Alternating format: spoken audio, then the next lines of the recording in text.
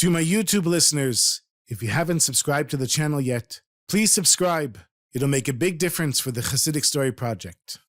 This is the Chassidic Story Project with Barak Hullman, podcasting from Jerusalem, Israel. This podcast is sponsored by listeners just like you. To become a supporter of this podcast, please go to HasidicStory.com, HASIDIC story.com. You'll never know, you'll never know, you'll never know, you'll never know. Noah was a typical Israeli who had finished the army and wanted to see what life was like in the real world. And so, like many other Israelis, she got on a plane and headed for India.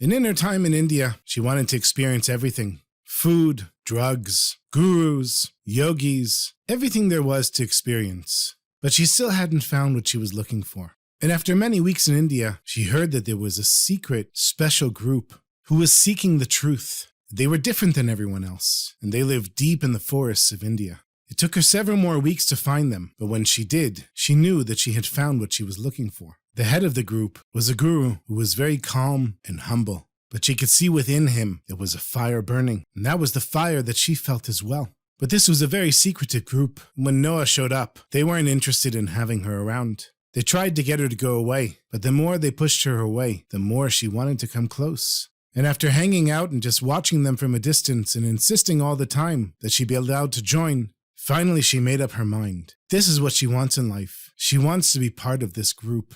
Here's where the truth is. So they told her, if we allow you into the group, you're going to have to be initiated, and it won't be simple. You're going to have to live a life of purification and meditation. You're going to have to give up all of your material possessions, and you're going to have to submit yourself completely to the guru. And she agreed.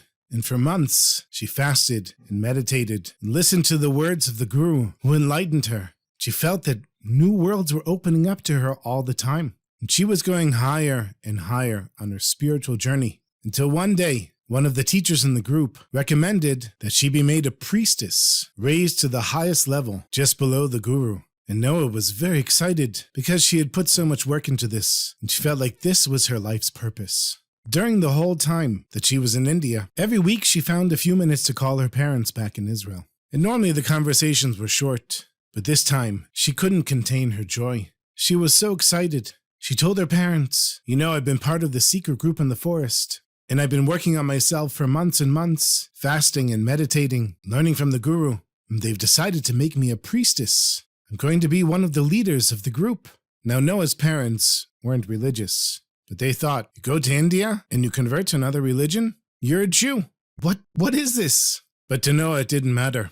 Her parents could protest as much as they wanted. She was living a life of meaning. She was living a life of purpose. What did her parents have to offer her? The mall? A job?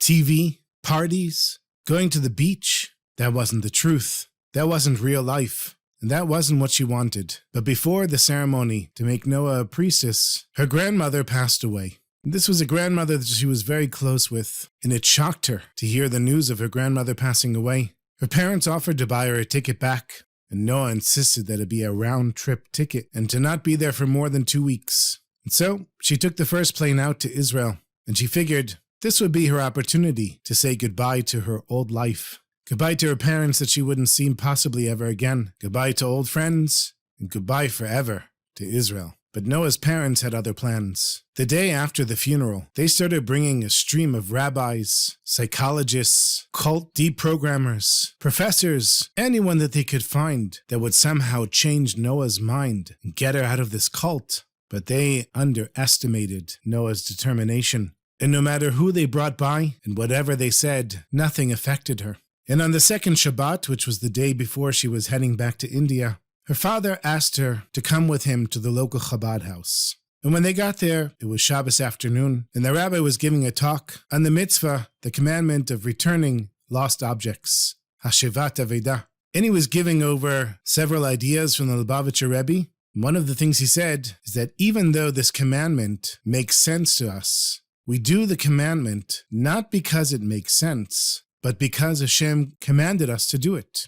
And Noah, with all of her months of work and enlightenment, she thought this was the stupidest thing she ever heard, and she told the rabbi. She said, "What do you mean? What's wrong with doing something good because it makes sense? Do you think people are so bad that they can't figure out for themselves what's good and what's not, and know how to return things when they see that something is lost? And besides, who says that God gives commandments? Maybe your God gives commandments, but my God is nature. My God is the wind. My God is the energy of the universe. And when you're in harmony with nature and the energy of the universe, you can only do good." After the class, she and the rabbi spoke for a bit, and the rabbi said to her, "Nature, without God, can bring a person to behave like an animal. The only difference between human beings and animals is that human beings have the capacity to change. Let's say somebody says, 'It's my nature to eat treif, to not eat kosher food.' Or, 'I can't possibly keep Shabbos. I need to drive, I need to spend money, I need to use my phone.' That's the level of an animal. And if a person really believes that they can't change, then even though they're in a human body and they have a human mind, they're behaving like an animal. What makes us human beings is our ability to say, even though it's not my nature to keep Shabbos, I want to keep Shabbos. And then you change yourself in order to keep Shabbos. And so the same thing here. Let's say somebody finds a lost object. You would think that it's the right thing to do to return it, but you only return it if you're connected to God. And since we as Jews receive commandments, mitzvot from God, and God tells us exactly what we need to do, we don't do it because it makes sense. We do it because God told us to do it. Well, Noah was not very impressed with the examples and the explanations from the rabbi, and the next day, she happily boarded the plane and got back to her guru in the forests of India, which she had been missing since the moment she left. And she had said goodbye to everyone and everything. She wasn't coming back. And now, they had postponed the ceremony in order to wait for Noah to come back. And she was going to finally be initiated into the cult, become a priestess, just under the guru. The first night that she was back, she began purifying herself through fasting and prayer. And then with 5 other prospective priests, started slowly going up a mountain, walking behind their holy guru and several of his assistants, leaving the mundane world far below them. They walked for many hours, and about an hour before they reached the summit, the top of the mountain, the guru stopped for a second and gently bent down and picked up something off the ground. It was a wallet. He gracefully opened up his pack and put it inside, closed it, and continued walking. Now Noah was watching this from behind the guru, and she quickly caught up with him. And she gently said to him, "Holy guru, maybe you should see if there's some identification in the wallet." And the guru looked at her with his calm, deep, all-knowing eyes. And he said, "The power of the universe and nature has caused it so that this wallet should come to me. We cannot understand the ways of the power of the universe. And if it was meant to come to me, then it is rightfully mine." And they continued walking. Noah started thinking to herself, that lesson that the Chabad rabbi gave in Israel. He said to her, human beings, without God, without the Torah, can behave like an animal. And she was thinking, the guru really should have seen who the wallet belonged to and given it back, because that's the right thing to do. And anyone who's connected to nature would naturally do the right thing. Finally, they reached the top of the mountain, and there was a large bonfire burning. And there were assistants of the guru waiting there, wearing white robes. And they gave everyone a white robe to wear as the sun set. And everybody was standing there in silence, and finally the guru spoke. "Are all of you willing to take the most important step of your lives?" And he looked at everybody with such sweet, kind, compassionate eyes.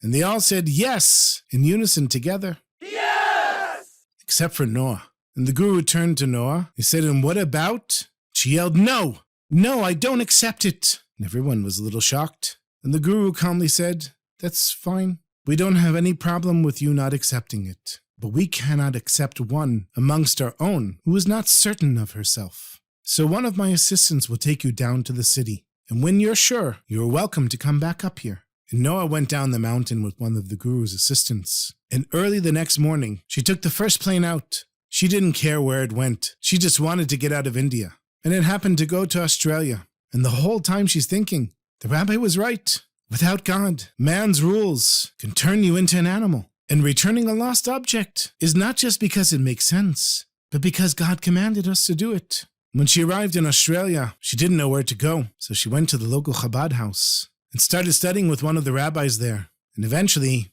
she found the fire, the spiritual fire, the truth that she was looking for. She couldn't find it in Israel, and she couldn't find it in India. She had to find it in a Chabad house in Australia. And little by little, she began learning about Judaism, living a life of Torah and mitzvot. And after many years, when she became a fully observant Jew, she thought back to the Guru and said one thing that he was right about, is that the ways of the power of the universe are indeed impossible to understand.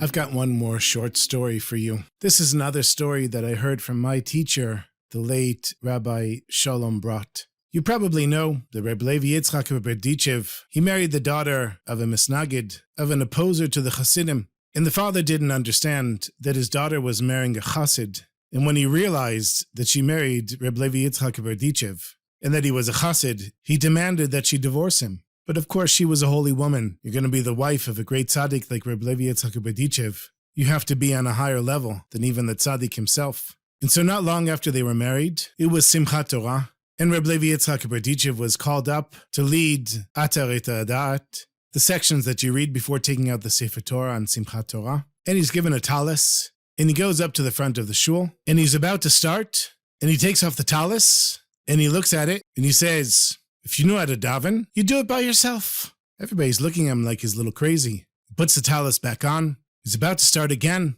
And he says, "You're a Talmid Chacham, and you know how to daven? So do it yourself." He takes off the talis and throws it on the bima. So his father-in-law comes over and he says, "What's going on here? This doesn't make any sense." So Reb Levi Yitzchak, he says, "I got up to lead the davening here. And who's standing next to me? My Yetzer Hara, my evil inclination." And I look at him and I say, "I'm not leading the davening with you." And my Yetzer Hara says to me, "Well, who are you to lead the davening?" He says, "Me? I learned how to daven from great tzaddikim. I've been trained by great rabbis in how to daven." And the Yetzer Hara says, "No, so was I. I was there with you when all those great rabbis and tzaddikim were teaching you. I was standing there right next to you. I know how to daven just as well as you." So he said, I took off my talis and I said, "Fine, you know how to daven, so you do it by yourself." Then I realized everybody's waiting for me to start the davening. So I put the talis back on again. And who do I see next to me? I see the Yetzer Hara, and I said, "What are you doing here?" He says, "What do you mean? With what right do you have to lead the davening?" And Reb Levi Yitzchak, he says, "I'm a Talmid Chacham. I'm a Torah scholar." And the Yetzer Hara says, "And where did you learn all your Torah?" And he said, "I learned it in yeshiva with great rabbis and tzaddikim." And the Yetzer Hara said, "Yeah, I was there with you. I also learned in yeshiva with you. I also am a great scholar, just like you." So I said, "Fine. If you know how to daven and you're such a great scholar, then you lead the davening by yourself." And he took off the talis and threw it on the bima. So you see, my sweetest friends, sometimes we want to do a mitzvah, and the Yetzer Hara comes and says, "Who are you to do a mitzvah? You want to daven." And the Yetzer Hara says, "Who are you to lead the davening?" So what do? You say to Hashem, "Listen, I want to do a mitzvah. Can you please tell this guy to leave me alone for a little while? I want to daven, Hashem. Can you please ask the Yetzer Hara to leave me alone for a few seconds so I can daven?" But one thing that you don't do is give up, my friends. Even when the Yetzer Hara is coming after you, trying to take away all the joy of the mitzvah, you just never give up.